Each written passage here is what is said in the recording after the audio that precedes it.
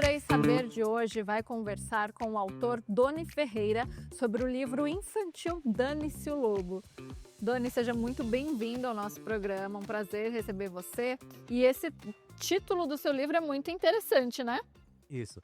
Primeiramente, muito obrigado pelo convite. É um prazer também estar aqui com você.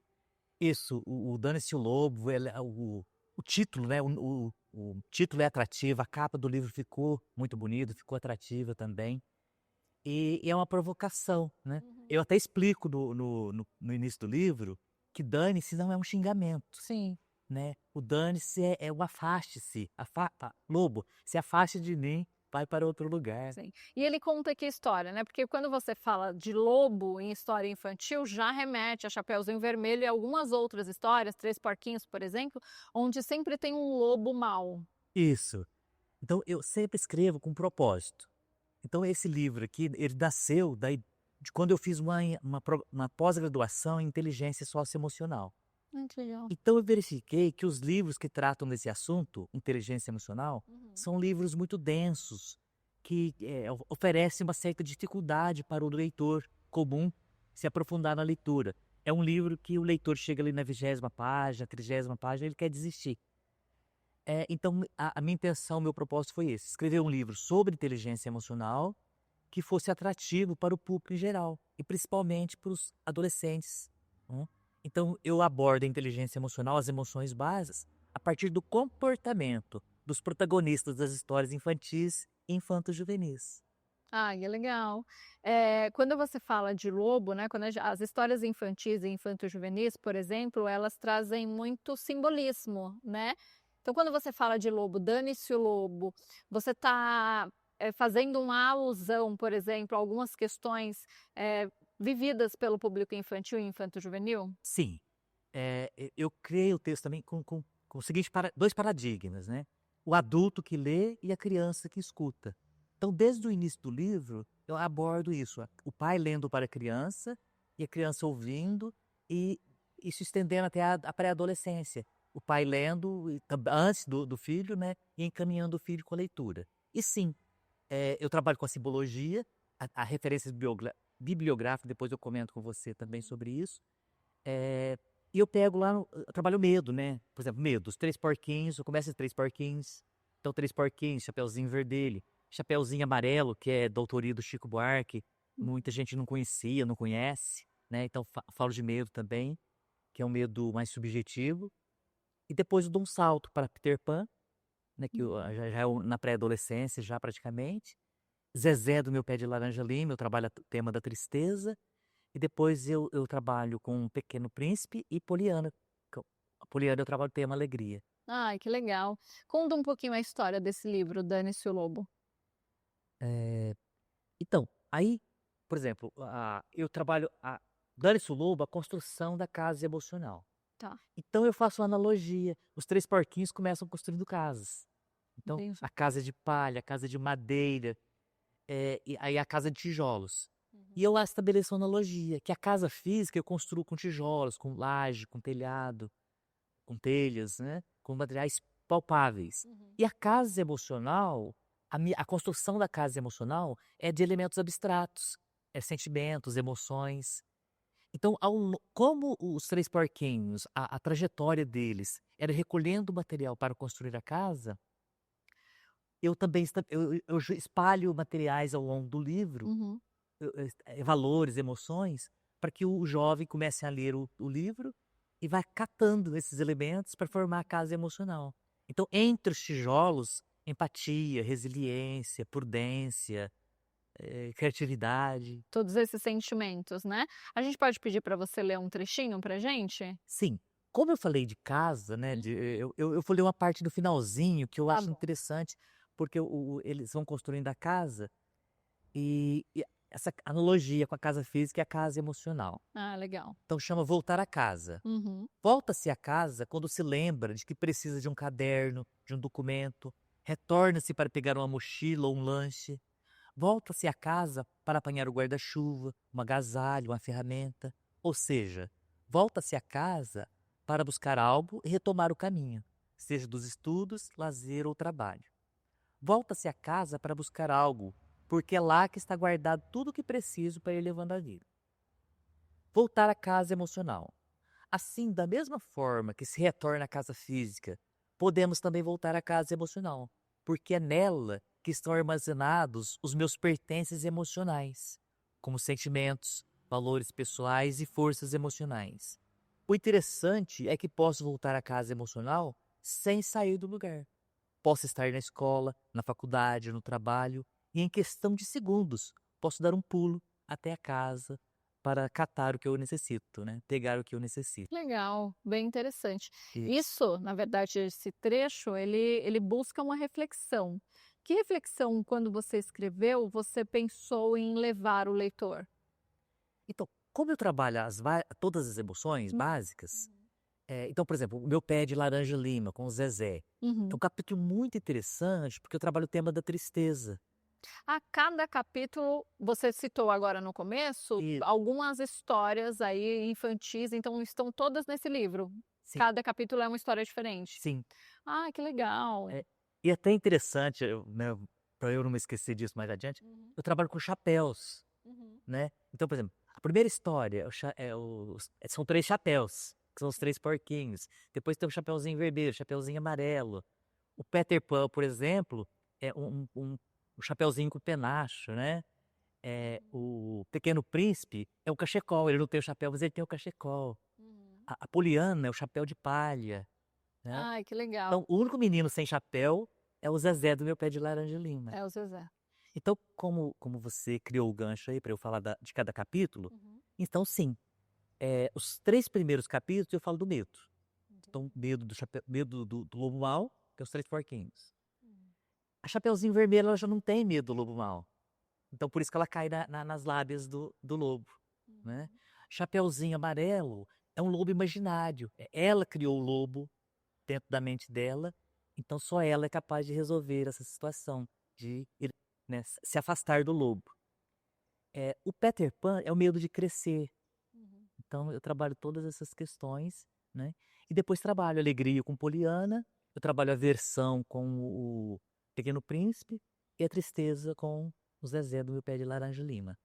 E como eu estava dizendo, o elemento tristeza, eu tenho muita preocupação com isso, Uhum. eu falo que o meu livro serve como uma vacina. Porque eu tenho filho que trata de depressão profunda, e existe essa questão, é muito comum no dia a dia, as pessoas entrarem com problemas emocionais, Sim. seja uma tristeza profunda, uma depressão refratária. Então o Zezé do Meu Pé de Laranja Lima, ele lida com a tristeza e se sai bem de lidar com isso. Então eu traço os passos que o Zezé, os passos que o personagem utiliza para se afastar da tristeza. Então, que é uma amizade, mesmo que imaginária no começo, ele tem um amigo imaginário, que é o pé de laranja, né? Depois ele tem um amigo real, ele tem a professora que ele se apega, ele se movimenta, ele sai dos lugares. Então eu trabalho muito essa questão. Para se afastar da tristeza, você precisa se movimentar, seja um exercício físico, seja modificar, sair do porque a pessoa que está com depressão, primeiro ela se fecha em casa, Uhum. depois ela se fecha no quarto, Sim. então ela vai se fechando cada vez mais. Então o ato de movimentar-se é sair do lugar, sair do quarto, sair de casa. Então isso é um elemento primordial para afastar a tristeza. Sim, e você se inspira, você citou o seu filho, né. Uhum. Onde você se inspira para escrever suas histórias e para tratar de sentimentos? Você citou também, né, um curso superior que você fez ligado à saúde mental Uhum. e todas essas questões, mas de onde veio a inspiração para usar esses personagens infantis e tratar de sentimentos, na escrita? É. Então, eu tenho como se fosse um insight, né, eu quero trabalhar esse assunto. Uhum, Tanto é que no começo eu comecei eu pesquiso muito, né, uhum. tanto é que eu falei de referências bibliográficas, eu trabalho, o Daniel Goleman, que é o pai da inteligência emocional, né, Sim. surgiu a partir dele, o Bruno Betlem, que ele trata a questão da psicanálise nos contos de fadas, então é um dos livros que eu me baseei também para escrever. Então a par a partir da fundamentação teórica, eu me vislumbro em que personagens eu posso buscar isso. Tanto é que eu comecei esse livro com a volta do mundo em 80 dias. Eu queria fazer uma analogia com as emoções, com a viagem. Sim. Mas depois eu percebi que era muito mais prático e mais fácil lidar para as pessoas compreenderem a partir dos personagens que eu escolhi, que é os Três Porquinhos, Chapeuzinho Vermelho, Chapeuzinho Sim. Amarelo, que didaticamente já teria um caminho ali. Já é, porque já são personagens conhecidos, né? Isso. E esse livro, quando que você lançou? Eu lancei faz 2 anos. 2 anos? Já faz 2 anos. Uhum. E é uma produção independente. Você procurou a editora? Por isso, eu procurei editora. Como que foi esse processo? Então, na verdade, eu comecei com esse aqui, né? Seu Então, eu primeiro escolhi livro? Milagres Cotidianos. Uhum. Eu pensei eu tive um propósito também. Eu quero escrever um livro fácil, que agrade o público amplo Sim. e um livro fácil de ser lido. Então, aí quando eu levei para a editora e para um amigo que é escritor, ele me disse: olha, pode fazer 1000 exemplares. Porque a primeira vez que eu procurei a editora, ela falou assim: normalmente nós fazemos 200, 300 exemplares, que é o que o pessoal vende. Uhum. Aí quando a editora leu o livro, ela falou: não, pode fazer 1000 que você vai vender rapidinho. Desse primeiro? Primeiro. Milagres Cotidianos. Isso. Então eu fiz os 1000 exemplares e em 90 dias eu já tinha vendido 450 exemplares. Então isso me animou também Sim. a seguir essa carreira de escritor. E foi uma ótima divulgação, então, né? Conta pra gente como foi essa divulgação lá do seu primeiro livro. E a divulgação somente pelas redes sociais, Instagram e Facebook. Na época que eu fiz isso, o Facebook era mais forte, né? Sim. Esse foi de que ano? Esse é 2018, Que foi o seu primeiro livro. foi o primeiro livro. O que te levou a escrever, Doni? Eu sou professor de língua portuguesa. Então sempre lidei com texto, incentivei os alunos a lerem, sempre escrevi algumas coisas, alguma poesia, algum texto, uma tipo crônica, mas nunca tive coragem de publicar. Aí, de repente, eu deixei a sala de aula. Sim. E eu sempre gostei muito da sala de aula. Falei, eu preciso criar um mecanismo para voltar nesse ambiente. Então, com os livros, eu volto para ministrar palestras. Então, eu estou em contato com essa galera aí, né? Essa meninada, essa juventude. Então, é isso, né? Isso me motiva muito a escrever. E me motiva também essa questão por exemplo, a partir do momento que eu fiz pós-graduação em inteligência socioemocional, essa carência, esse problema de saúde no Brasil e no mundo, que é a questão das emoções. Então, eu crio meus livros pensando em como vacinas. Sim. Não como remédio para aquele momento, porque às vezes a pessoa não tem nem condições de ler. Ela não tem coragem de sair do quarto, imagina pegar um livro e ler. Sim. Então ela não tem essas condições. Então eu quero que as pessoas leiam antes para evitar chegar numa situação mais dramática. É uma prevenção. Isso. E aí depois, então, aí eu fui. Esse livro aqui é ficção. A Pequena Cápsula do Cápsula do Tempo. E ele fala sobre o quê? Ele fala sobre ansiedade. E é dedicado exclusivamente a crianças de 10 a 13 anos. Legal. É um público dirigido e eu falo de ansiedade. Afinal, tem uma carteirinha falando de ansiedade. E esse aqui também, eu vendi quase 400 exemplares já dele. E essa venda por redes sociais. Legal, você faz uma ótima divulgação. E você recebe feedback do seu público? Recebo. Olha, então, o que me motivou, eu tive muito retorno desse primeiro livro, porque as pessoas compravam para presentear. Então, olha, você tem exemplares ainda? Tem, eu quero 5, que eu vou presentear meus amigos. Tem uma pessoa que levou 10 exemplares para presentear os amigos. Então, foi um retorno muito bacana, que me engrandeceu muito, eu sou muito grato por esses retornos. Sim. E esse aqui também é incrível, porque no primeiro momento é uma leitura mais para adulto. Sim. Né? Porque são pais, professores, eu ministro muita palestra para professores, falando sobre esse livro para pais. E de repente os pré-adolescentes começaram a comprar, presentear. Então, nossa, eu fico muito honrado com esse feedback dos É pré-adolescentes. importante, né? Vamos encerrar esse bloco você lendo um trechinho de Milagres Cotidianos? Ah, sim.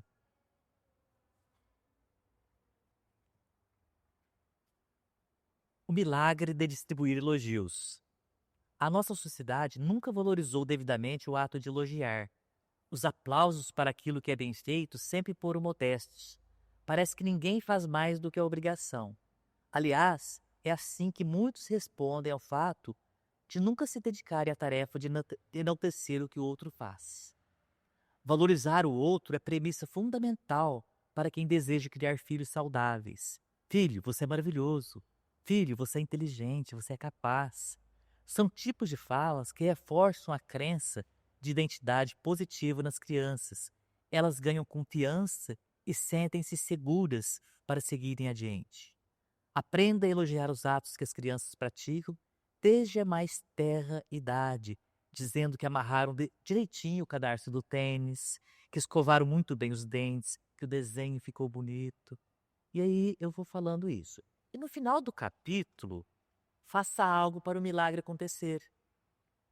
Elogie quem preparou a saborosa refeição que lhe foi proporcionada. Bendiga pela roupa bem passada, enalteça um gesto de carinho. Elogie o seu chefe, elogie o seu funcionário, elogie seu professor. Enfim, expresse em palavras, de forma extremamente sincera, o que lhe chegou de forma tão graciosa, delicada e repleta. E eu vou falando mais algumas coisas para a pessoa elogiar o outro que está Que bonito. É isso. dizer. A gente vai para um rápido intervalo, mas você continua com a gente volta já já.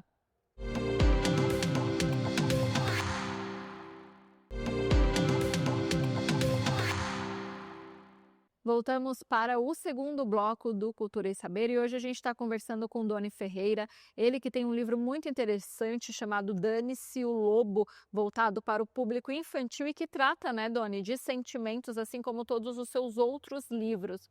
E aí eu te pergunto, Doni, qual que é a importância de abordar saúde mental nos dias de hoje, quando o Brasil ele apresenta dados de um dos países mais ansiosos do mundo? E aí, quando a gente fala de ansiedade, a gente fala também de outras questões como depressão, né? Você mesmo citou, e algumas outras questões da saúde mental. Então, a as escolas, boa parte das escolas já tem trabalhado esse assunto com as crianças, com os alunos, a questão do bullying. Outro dia mesmo ministrei uma palestra falando sobre bullying. Eh, então, os professores e principalmente os pais, eu vejo que há uma negligência de muitos pais com esse assunto, de conversar mais com os filhos, de abordar, o aspecto das emoções. Porque a criança, ela sente raiva, ela estoura, ela fica obcecada por alguma coisa. Então, tudo se resolve com conversa. Então, por isso que o Dane-se o Lobo, ele é como uma ferramenta para o pai ler primeiro o livro, para poder conversar com o filho algumas coisas. Inclusive, no livro, tem um espaço que eu chamo de conversa com o leitor. Uhum. Então, nessa conversa com o leitor, eu provoco, eu faço uma provocação, faço algumas indagações, algumas perguntas, para que ele reflita e ele reflita conjunto com o filho sobre esses assuntos. Inclusive, no final desse livro, no final dele tem um apêndice, que eu chamo apêndice para papais e mamães. Uhum. Por quê, papais e mamães? Porque desde a tenra idade, eu tenho que começar a conversar com a criança assim, sobre as emoções, sobre o medo, sobre a raiva, porque o medo, ao decorrer da vida, ele se transforma. A criança, ela tem medo do escuro, ela tem medo do fantasma, ela tem medo do bicho-papão. Então, passada essa fase, ela tem aquele medo de ir para a escola, o medo de enfrentar uma situação provocativa dentro da escola.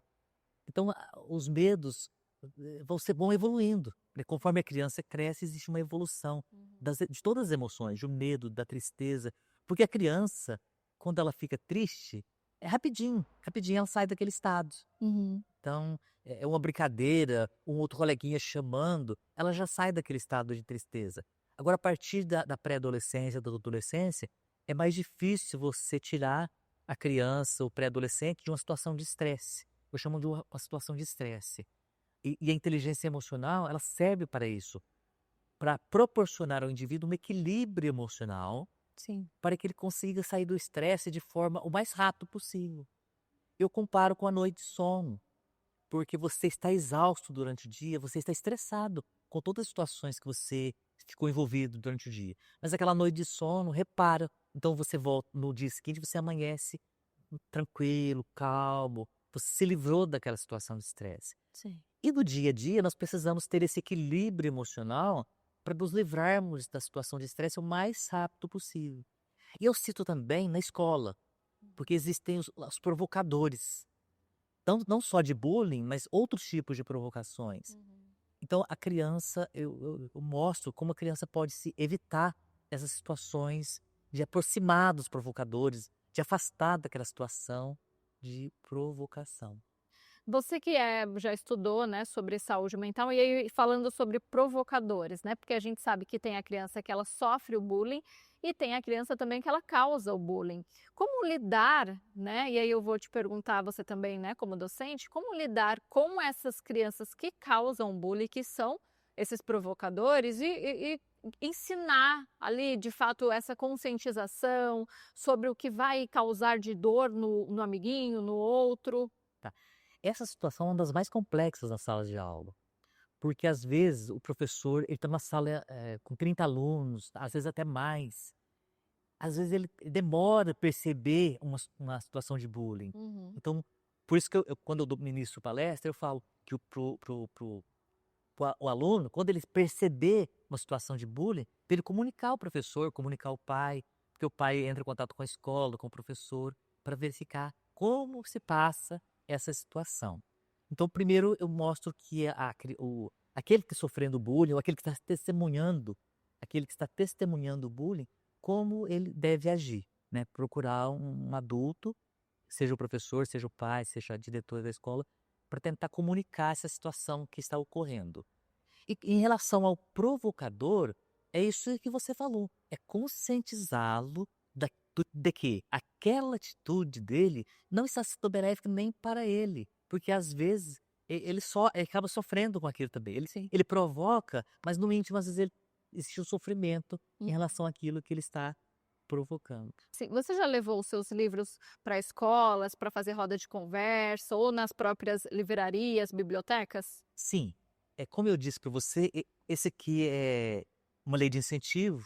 Tá. Então, uma das contrapartidas, visitar escolas, e distribuir livros nessas escolas, nas bibliotecas, e conversar com os alunos sobre ansiedade, né, que é o tema desse livro aqui. A pequena É cápsula do Pequena tempo. Cápsula do Tempo. Então, é uma ficção, eh, a história se passa numa fazenda, lá não pega celular nessa fazenda, então são 2 pré-adolescentes de 11 e 13 anos, né, uma garota e um garoto de 11 anos e um garoto e uma garota de 13 anos. Então eles vão para a fazenda e vão andar a cavalo, vão nadar de cachoeira, vão fazer trilhas e acompanha uma mãe, que é a personagem se chama Cláudia, ela acompanha esses pré-adolescentes e ela vai trabalhando essa questão do medo, da coragem e principalmente da ansiedade. E aí os garotos ficam tão entusiasmados com essas falas dela. Cláudia, faz uma cartilha. Então no final do livro tem uma cartilha Uhum. falando sobre a ansiedade que o aluno pode procurar e ler, né? Ai, que legal. Você falou que esse livro foi escrito por meio de uma lei de incentivo. Isso. Como que funciona? E aí A eu lei já Paulo Gustavo. a Lei Paulo Gustavo também, então, porque a gente normalmente ouve falar de algumas leis de incentivo à cultura, na maioria das vezes para cinema e teatro, né? Que Mas ela também pode ser aplicada na leitura, na escrita? pode sim. Então esse livro foi por essa lei Paulo Gustavo, né? Aqui a FEAR, que é por meio da prefeitura de Franca, Uhum. né? Então a lei Aldir Blanc. E esse livro, ele pode ser baixado gratuitamente do download dele. Ai, que legal. Como que Tá? faz? Então, a Ribeirão Gráfica Editora tem um espaço lá de download. Então, qualquer criança no Brasil inteiro, qualquer adulto pode entrar lá e baixar, né? Então, faz parte do projeto. Que legal. Então, ele vai ficar por 1 ano lá, a pessoa pode Disponível. baixar gratuitamente. Muito bom. E o que que você acha da importância dessas leis de incentivo à cultura, levando em consideração, como a gente falou no primeiro bloco, Doni, sobre, por exemplo, o excesso de uso de telas que também causam ansiedade, e sobre inteligência artificial e essa era super digital e tecnológica que a gente está vivendo? Sim. É, então, a lei de incentivo, ela democratiza, né, não só o cinema, as mídias visuais, audiovisuais, mas também a literatura. Então, tem um espaço para a literatura aí. E é muito interessante porque esse livro foi disponibilizado para crianças nessa faixa etária que eu te falei. né, isso, e está disponível ainda para crianças do Brasil inteiro que quiser acessar esse livro. Hum. Então, eu valorizo demais isso, né, e incentivo outros escritores a participarem desses projetos de incentivo. A literatura, como eu tenho, os livros são significativos, eu creio, né, e eu fui eleito membro da Academia Francana de Letras. Ah, que legal. Então eu queria falar um pouquinho Por disso favor. também, né, que a Academia Francana de Letras acolhe os escritores francanos, é por meio de eleição, né, que você chega até a ser um membro escolhido, né. Legal. E a Academia Francana de Letras, ela tem muitos cérebros, sim, muito interessantes você participar desse movimento, porque você aprende muito e também é uma existe um espaço aberto para a comunidade. Uhum. Então, toda sexta-feira, das 15 às 17, a academia faz uma reunião aberta para o público. E Então as como que é essa reunião? então as pessoas podem, chegar aqui na Casa da Cultura, é nesse espaço que nós temos a academia. Uhum. As pessoas podem chegar aqui, se aproximarem, falar que quer participar da reunião, Sim. ela é encaminhada à sala onde acontece a reunião e ela acompanha. Sempre existe um escritor convidado que vem falar sobre um livro. Esses escritores convidados, grande parte deles não são membros ainda da academia, Uhum. tá? E de repente esses convidados, eles pleiteiam vagas quando abrem Quando abre a vaga abre a para ser cadeiras. membro. E Isso. qual que é a importância, Doni, de ser membro da academia? Então, primeiramente, tem essa questão de você valorizar a confraria, né, de escritores, Uhum. e valorizar a literatura francana, que é esse o grande objetivo, Sim. né? Divulgar a literatura francana. Grande parte dos patronos são escritores francanos que já nos deixaram. eh, por exemplo, nas reuniões de quartas-feiras, quando é uma reunião mais fechada, existem homenagens aos patronos. Então, existe uma valorização da memória. Então, a Academia Francana de Letras acaba sendo um baú de memórias dos escritores que se foram. Que legal, muito importante esse trabalho. Agora, Doni, você já tem algum outro projeto aí na gaveta? Sim, já está quase pronto. Ah, é? Já está É, quase saindo da gaveta. já está quase saindo da gaveta. E é um projeto interessante que eu comecei, como eu te falei, né? Eu penso num projeto e eu vou firme nele. Eu pensei num projeto, o livro se chamaria O Grande Pai, seria um garoto de 15 anos que tem adoração pelo pai. Sim. Então seria um elogio ao pai. E de repente eu comecei a escrever esse livro e o garoto foi ganhando protagonismo. Então o livro vai ser centralizado nesse garoto de 15 anos, que ele vai passar por um processo de luto. Então eu vou trabalhar a questão do luto no livro. Vou trabalhar a questão do primeiro amor, do primeiro beijo, do primeiro coração partido. Então eu vou trabalhar essas questões do livro Dessa e será destinado ao público de 15 anos em diante. do cotidiano desse público mesmo, né? Vai tratar esses temas. Agora, todos os seus livros, né, como a gente já falou, eles têm falado de saúde mental e esse vai falar também sobre sentimentos, sobre situações que acontecem que podem causar dor ou não, né? Há sentimentos diferentes da dor também.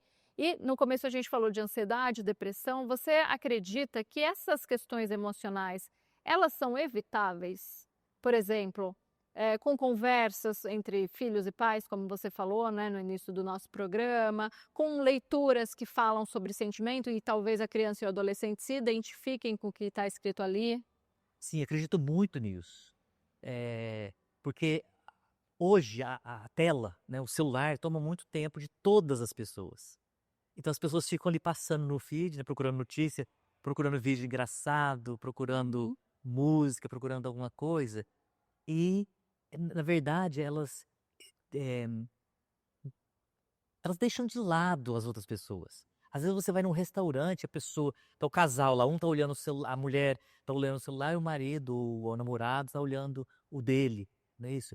Então isso é uma negligência, a palavra que eu queria era essa, negligência. Há uma negligência com o outro, Sim. não só entre adultos, mas entre adultos e crianças, entre pais e filhos, principalmente. Então, o, o pai e a mãe, eles têm que elaborar um diálogo entre o casal e estabelecer alguns limites para o uso da tela entre o próprio casal, né? Sim. e tirar dos filhos, né? Não deixar tanto tempo os filhos diante das telas, Importante. porque é a tela do computador, é a tela do videogame, é a tela do celular, então é tanta tela. E promover esse diálogo através de jogos. Então, Sim. um jogo, você está ali brincando com a criança e existe a oportunidade de você dialogar com ela sobre alguma emoção. Porque no jogo você ganha e se perde. Uhum. Então, quando a criança é muito pequenininha, ela chora porque ela perdeu, né? Ela dá birra. Mas essa brincadeira de joga e ganha e perde, ela permanece durante a vida toda. Uhum. Então, nós temos que aprender a ganhar e a perder também, Verdade. tá? É isso. Adorei o tema dos seus livros. E quem está em casa e se interessou também, como que faz para encontrar? Então, aí eu pediria para procurar minha rede social, Uhum. Doni Ferreira Oficial, Doni com I, né? isso, Tudo junto? Doni Ferreira Isso. Oficial. @Doni Ferreira Oficial. Uhum. Entra em contato comigo e eu envio o livro para qualquer parte do Brasil. Ah, legal. Doni, muito obrigada pela sua participação no nosso programa. Te desejo muito sucesso. Eu que agradeço, muito obrigado. É isso, essa edição do Cultura e Saber vai ficando por aqui. Se você perdeu alguma parte, pode acompanhar o programa completo no nosso canal do YouTube, Rede Alesp. Eu me despeço de vocês e a gente se encontra na programação. Até mais.